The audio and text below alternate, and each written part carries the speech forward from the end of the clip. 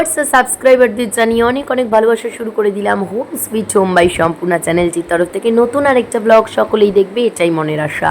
আজকে বহুদিন পর মানে প্রায় 1.5 মাস কি 1 মাস পরে আমি তোমাদের সামনে একটা বড় ব্লগ নিয়ে উপস্থিত হয়েছি। আসলে পার্সোনাল আর আমার প্রফেশনাল লাইফের আরেকটা দিকের সাথে এতটাই ব্যস্ত হয়ে গেছি যে আমি ব্লগ আর আনতে পারছি না, তবে আশা করি শর্ট ব্লগগুলো তোমাদের ভালোই লাগছে। যাই হোক বন্ধুরা, আজকে যে দিনের ব্লগটা তোমাদের সাথে শেয়ার করব, প্রথমেই বলি এই দিন আমি একদম রেডি হয়ে গেছিলাম 10:30টার মধ্যে, এবং আমি কিন্তু বাচ্চাদের জন্য সামান্য টিফিন গুছিয়ে নিয়েছিলাম, ওদের খাইয়ে নিয়েছিলাম, আমরা সবাই স্নান টান করে রেডি ছিলাম। আর আকাশটা ছিল ভীষণই মেঘলা, বৃষ্টি আসবে আসবে করছে।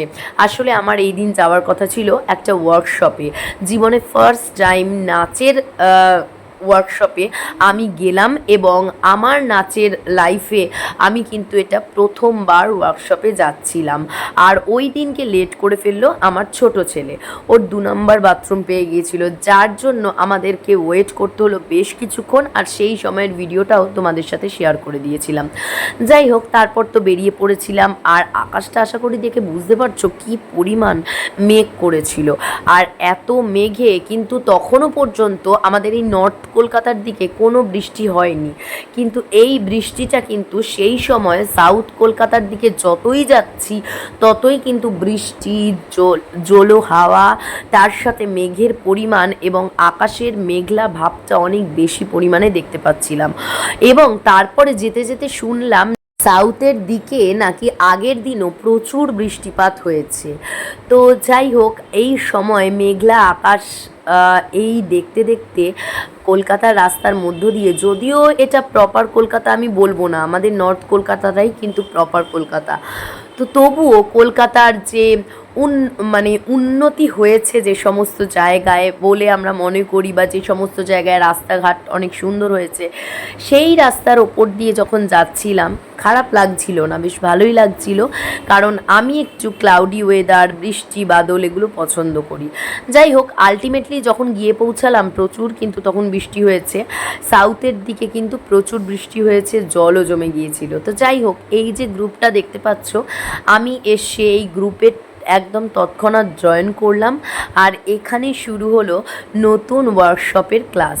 আর ওয়ার্কশপের ক্লাসে এখানে সিলেক্ট করার কথা ছিল কিছু মানুষকে, যারা কিনা এনাদের সাথে, মানে আমি যে ডান্স ট্রুপটার সাথে যুক্ত হয়ে এই ওয়ার্কশপটা করছিলাম, তাদের গ্রুপের বিভিন্ন প্রোগ্রাম হবে, সেখানে আমাদেরকে পার্টিসিপেট আমরা করতে পারি, তার জন্যই আমাদেরকে ডাকা হয়েছিল।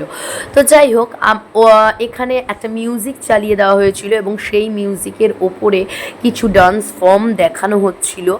আর সত্যি কথা বলতে আমি এতটাই টায়ার্ড ছিলাম এই সময়, আর আজকাল আমি জানি না কেন একটু বেশি টায়ার্ড হয়ে পড়ি। তবে হ্যাঁ, এই সময়টা যখনের তোমাদের ব্লগটা আমি শেয়ার করছি, ওই দিন বা ওই সময়টা কিন্তু এতটাও হচ্ছিল না, ইদানিং আমার শরীরটা একটু খারাপ করেছে, এবং সেটার জন্য কিছুটা অনিয়মও দায়ী।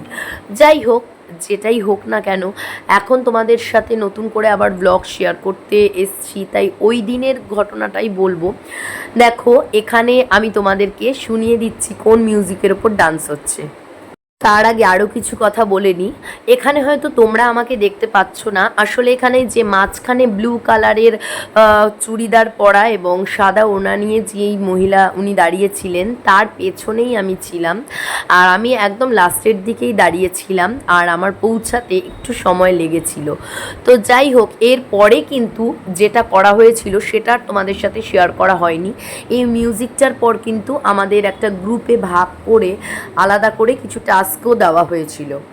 তো সেই টাস্কটা আর দেখানো হয়নি, তবে আমার টাস্কটাই সব থেকে ভালো হয়েছিল, কারণ প্রত্যেকটা গ্রুপে একটা করে মেয়েকে মানে মেন লিড করতে দেওয়া হয়েছিল, আর আমাকেও লিড করতে দেওয়া হয়েছিল। আমি যে 4টা মেয়েকে লিড করেছিলাম তারা খুবই ভালো নাচ করেছিল আমার সাথে। যাই হোক, চলো একটুখানি গানটা শুনে নিই বা মিউজিকটা শুনে নিই।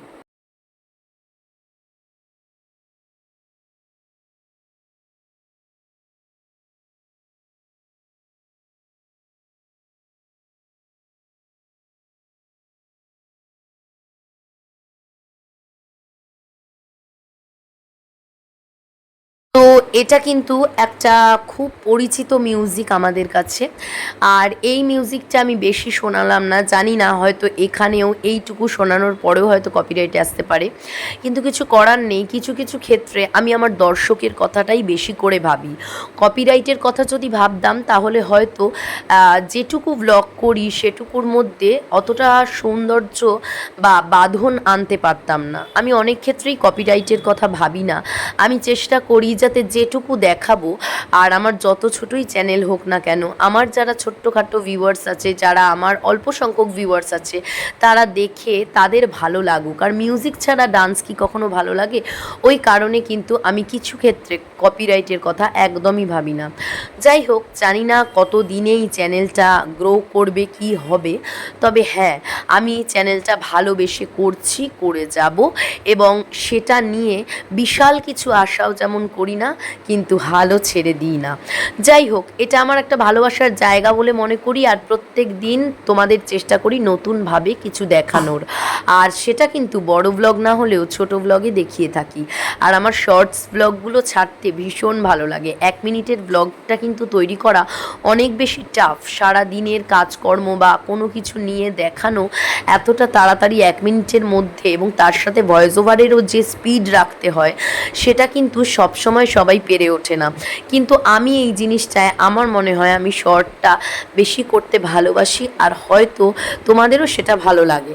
যাই হোক, চলো, এই ডান্সটা তো তোমরা দেখলে। এই ডান্সটা হয়েছে, তারপরে কিন্তু আমরা সবাই সার্টিফিকেট পেয়েছিলাম, এবং সার্টিফিকেট পাওয়ার পর আমি চলে গিয়েছিলাম আমার 2 ছেলে আর হাজব্যান্ডকে নিয়ে ডায়মন্ড প্লাজায়। আসলে এই দিনকে, যেদিনকে আমরা কোথাও যাই, ধরো আমার কোনো কাজ আছে, সেই দিনকে কিন্তু আমার ছেলেরা বা হাজব্যান্ড সাথে থাকলে কোনো একটা জায়গা থেকে ঘুরে আসি। ওরা শুধুমাত্র আমার জন্য বেরোবে, কিন্তু তারপরে কোথাও যাওয়া হবে না, তো ওরাও বোর ফিল করবে ওই কারণে।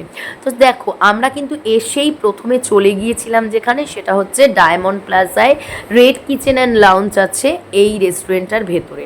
আর এটা আমাদের একটা খুবই পরিচিত রেস্টুরেন্ট। কখনো বাচ্চা নিয়ে আসি, কখনো আমি আর শুভ্র এমনি আসি। আর এখানে না প্রত্যেক দিন সন্ধ্যা 6টা থেকে রাত 9টা 9:30 পর্যন্ত বিভিন্ন ছেলে মেয়ে তারা কিন্তু যারা সিঙ্গার তারা আসেন, এবং তাদের একটা শিডিউল থাকে, এই সময়ের মধ্যে তারা আসবে, তাদের ডান্স নয়, তাদের গান তারা পারফর্ম করবে। আর এইখানে বসে খাবার খেতে খেতে লাইভ কোনো গান শোনা, সেটা কিন্তু বেশ ভালো লাগার একটা বিষয়। তো যাই হোক, মাঝে মাঝে শুভ্র আর আমি এসে এই টাইমটা স্পেন্ড করি, কিন্তু বাচ্চাদের নিয়েই বেশি আসা হয়। যাই হোক, এই দিনকে অনেক কিছুই খাবার নিয়ে নিয়েছিলাম। আর বাইরে কিন্তু এই দিনকে সাইক্লোন চলছিল, ঝড় বৃষ্টি প্রচুর ছিল। সেই পরিমাণে সাইক্লোন না হলেও একটা ভয়ের ব্যাপার ছিল। চারিদিকে কিন্তু একটা ব্যাপার ছিল যে কোথাও বেরোনো যাবে না। কিন্তু সত্যি কথা বলতে ডায়মন্ড প্লাজায় এসে দেখলাম এখানে একটা বড়সড় প্রোগ্রাম চলছে। এখানে কত মানুষ দেখছে এই প্রোগ্রাম, আর দেখে তখন সত্যিই ভাবলাম যে মানুষ কিন্তু এই ঝড় ঝঞ্ঝা কিছুর তোয়াক্কা করে না। আজকালকার দিনের মানুষ কিছুটা হুজুগে, তবে হ্যাঁ, কিছুটা ক্ষেত্রে হুজুগে হওয়াই ভালো। তাহলে কি হয় বলো তো, জীবনের না ভালো লাগাগুলো খুব সহজে পাওয়া যায়। আসলে আমরা আসলে সবসময় ভাবতে থাকি যে এটা করা উচিত নয়, ওটা করা উচিত নয়, কিন্তু কিছু কিছু ক্ষেত্রে বেপরোয়া হতে হয়, সেটা প্রকৃতির সাথে হলেও। যাই হোক, আমরা যেরকম ওই দিনকে যেহেতু আমাকে বেরোতেই হতো, বেরিয়েছিলাম। আর এই সময়টা আমার এত ঘুম পাচ্ছিল, আর খাওয়া দাওয়া হয়ে যাওয়ার পর যেটা হয়, মানে একটা ভাত ঘুম যেটাকে বলে, দুপুরবেলা ওখানে খাওয়া দাওয়ার পরে সত্যি মনে হচ্ছিল ওই রেড কিচেন অ্যান্ড লাউঞ্জের ভেতরে যদি একটু শোয়ার জায়গা দিয়ে দিত আর একটা বালিশ দিয়ে দিত, আমি নিয়ে তো শুয়ে পড়তাম। যাই হোক, একটু ঘোরাফেরা আমরা করে নিলাম। আর ঘোরাফেরা করার সাথে সাথে কিন্তু তারপরে বাচ্চারাও বাচ্চাদের মতো মজা করলো। আর এইভাবে কিন্তু আমরা এই দিনটা কাটালাম। আর শুভ্রর সাথে এতদিন পর আমার একটুখানি সেলফি তোলা হলো। ওর সাথে তো এখন সেলফি সেভাবে তোলাই হয় না। আর সত্যি কথা বলতে আমরা নিজেরা নিজেদের লাইফে এতটাই ব্যস্ত হয়ে গেছি, শুভ্রও ওর লাইফে, আমি আমার লাইফে, বাচ্চা কাচ্চা নিয়েও আমরা এত ব্যস্ত হয়ে গেছি যে অনেক কিছুই হয়তো সময় দিতে পারি না নিজেদেরকে। তবে হ্যাঁ, সময় হয়তো বাইরে দিতে পারি না, কিন্তু ঘরে অবশ্যই আমরা একে অপরের সাথে সময় দেওয়ার চেষ্টা করি, আমরা প্রচুর গল্পগুজব করি। আর যত তোমরা বলবে গসিপ বলো বা ভালো আলোচনা বলো, এই সমস্ত কিছুই হয়তো ওর সাথেই আমি করি। আর আমার তো এখন শেয়ার করার আর জায়গা নেই। আর এক্ষেত্রে তোমাদের জানিয়ে রাখি, আমার মেজো মাসি, যাকে তোমরা ব্লগে হয়তো দেখেছো, গত 17ই জুলাই গত 17ই জুন উনি মারা গেছেন। আর দেখতে দেখতে একটা মাস হয়ে গেল। যাই হোক, কেমন লাগলো তোমাদের আজকের ব্লগটা অবশ্যই জানিও, সাথে থেকো।